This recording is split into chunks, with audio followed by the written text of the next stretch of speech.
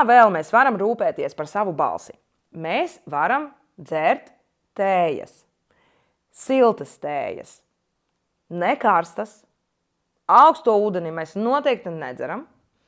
Un ko mēs noteikti nedaram nekad, lūdzu. Nekad nelietojam alkoholu kopā ar dziedāšanu. Kāpēc?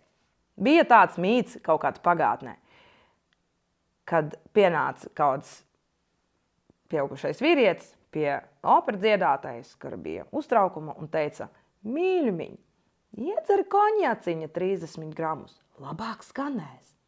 Skanēs var būt labāk pirmās 30 minūtes, bet pēc tam kādu dienu, 2, 3, varbūt nedēļu nāksies paklusēt.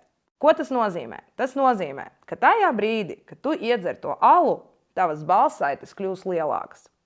Bet tu to nepamanīsi, jo tajā brīdī, kad tu iedzersi alkoholu, tavu nervu galu jūtīgums kļūs mazāks, un tu nejūtīsi sāpes.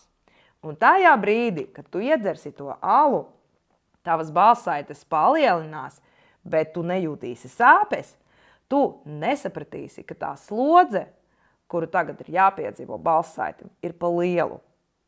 Un rezultātā sanāk, jā, ir skaisti, bet caur sāpēm un ar sēkām. Tāpēc, ja tev koncertā gribās kaut ko iedzert, iedzer siltu tēju. Un to pašu izdarīšu tūlīt es. Un jums es pateikšu paldies par to, ka bijāt šodien kopā ar mums.